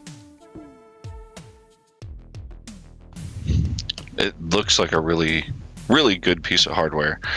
I will need to take much closer looks at it and talk to the accountant. Jaiburin, hello. Let's get Gentoo on a tablet. Yeah, that might be not as much fun, because I guess that's one of the points where this is actually a tablet. It's just it just has 4 threads in its CPU. I guess it's a dual core, dual thread CPU. It's an N200, if I'm not mistaken. So Arch Linux Full Snabel should work easily, because you can even get the vendor to install Manjaro on it from the factory. I'm not too fussed about the limited CPU capacity though, because I can do a lot of things on the device, and for everything else there's always an online connection to my home lab here or to the cloud. So and you're right, of course, we had 1 thread and 1 CPU when we were young, and we liked it, and that was a well, I started off with a 1 megahertz CPU, and having a machine with 33 megahertz later was an epiphany. So yeah, It's great. I used it for watching films with my kids last week. I used it to SSH into my home workstation here to get a few files that I didn't copy beforehand. I used it to do some reading on it. I used it to update my Notion databases on it. It's been a lot of fun, and with its form factor, I can simply toss it into a bag and go to Starbucks and do real work there, regardless if it's writing or DevOps or anything. I mean, what else can you want? And at, what was it, $800 or so, far less than an iPad. It's far more useful to me. And so that has been a very beneficial investment, I'd say. And as I alluded to earlier, I'm not quite as confident anymore that an investment into a framework laptop would be the same. I guess getting a framework laptop needs to be driven by idealism. If you are really willing to support a company that tries to do the right thing, even though you might get less bang for your buck, but more repairability, more sustainability, more extensibility in the future, it's probably a good choice as well. I like the upgrade options of frameworks and things like that. I like that they sell the shell and the bezel and the screen and all of that as well. It's very attractive for, okay, I'm going to use this laptop hard. I'm going to travel with it. I'm going to take it to conferences. I'm going to let my kid unabashedly use it. You know, things like that. I'm just not sure what that's going to look in the long term as they update generations. Because at some point as a manufacturer, you do have to stop manufacturing old things. Yeah. I mean, if we're talking about the whole sustainability and ecological footprint and things like that, in terms of laptops, there are just there are more options than simply going with something like Framework. You could get a used laptop and refurbish it and install Linux on it, and it will probably run fine. You can even get a laptop from, say, 2019, 2020, and it'll still work fine, especially after saying I can do with 4 logical cores on my Linux tablet. Why should a laptop be different? So I guess I could probably use the ThinkPad T480 that I got from my son and use that as a workstation. With the same argument, I can do stuff on it, and when something exceeds its capacities, I can always use the cloud or something else over the network.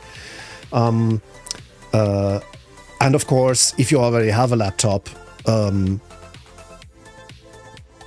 there needs to be a very good reason to replace that. For example, I have a Tuxedo laptop with Linux on it that's not even 3 years old. It has 8 logical cores, I think, enough RAM in it to do all kinds of stuff. And so the reason that I don't have a framework laptop yet is that this machine is more than capable for and more than fulfilling my needs. And the only reason to get a framework laptop at this point would be to be able to brag about having bought it. And that's not very sustainable in itself, I guess. I don't think it's either one of our styles either. Yeah, I have 2 laptops. One's a gaming one, full GPU and everything, and the other one's an old Dell Latitude. And the Latitude, I just looked it up, was released in 21. I bought it used in 22.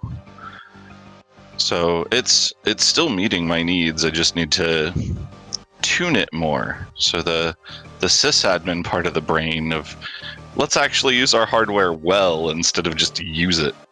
Yeah. I mean, that latitude is probably a bit of a chonker, I guess.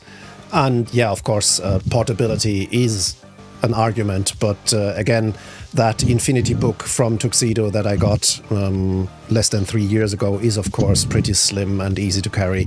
And so there's really no reason to replace it whatsoever. It's one of their 13-inch, so it is, or 14-inch. It's the 5420. So it's quite light. It's under 3 pounds. Decent battery life. I think the battery health is in the 70s at this point. So that will probably need to be replaced in the next few years. But looking at it and its capabilities, matching the use case to the hardware makes more sense at this point than just trying to constantly beef up hardware. Yeah, and especially if you are able to replace parts. And full example, for example, your 2013 MacBook, I would guess that it's possible to get a battery replacement. If it's almost 10 years old, replacing that battery should be still possible. They are available. I've got a 2012 MacBook Pro that it lacks a little bit in oomph, and it's still a 32-bit processing system, but it's good enough for a lot of things. And yes, for example, getting Linux on there should be perfectly possible, because those older MacBooks are definitely well supported by Linux. The old Intel-based ones. I think the MacBook my daughter has. Let me think. I recently told her that her laptop is going to be 10 years old, so I think it's a 2015 MacBook Pro. And I did install Linux on there before I gave it to her with macOS installed.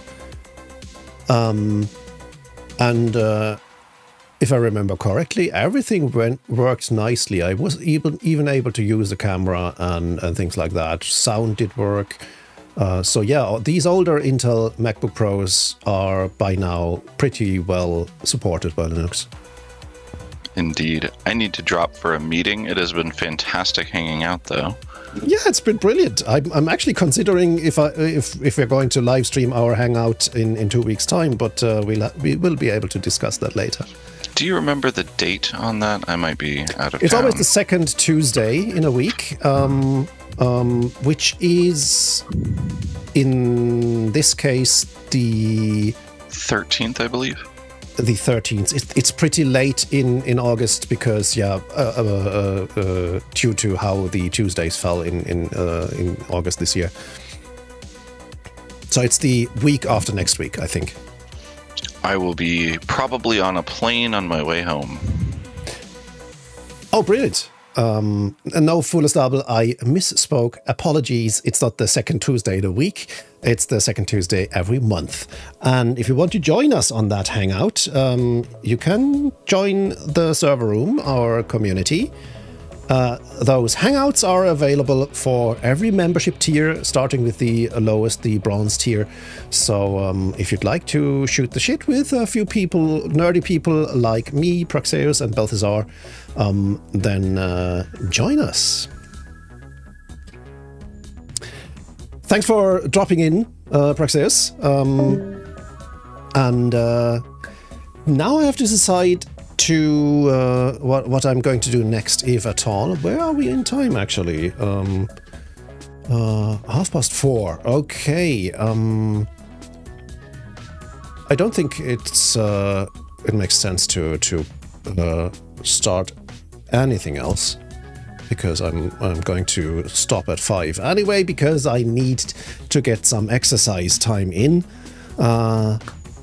I did swim quite a bit last week. It was so nice having a beach where the water is actually tolerable, as opposed to the Irish coast outside, was very nice. Being able to hop into the sea at 8 o'clock in the morning and still have a decent water temperature was so nice. I will miss that.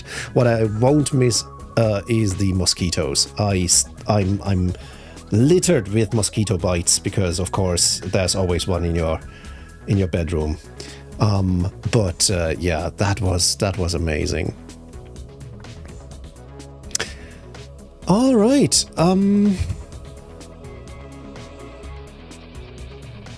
Yeah, I guess we'll wrap things up at this point. This was fun. This was more of a podcast than a stream.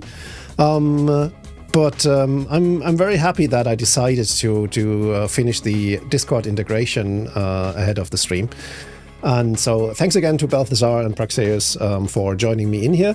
Thanks to every one of you for joining us in chat and or simply for watching.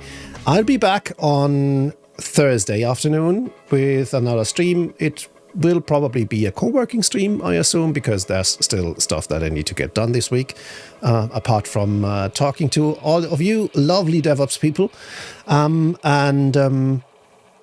Of course, there's also going to be my Monospace office hour on a Friday afternoon, where I'm going to answer all your questions that you can post to the forum in the server room on one hand, or simply live on chat on Friday.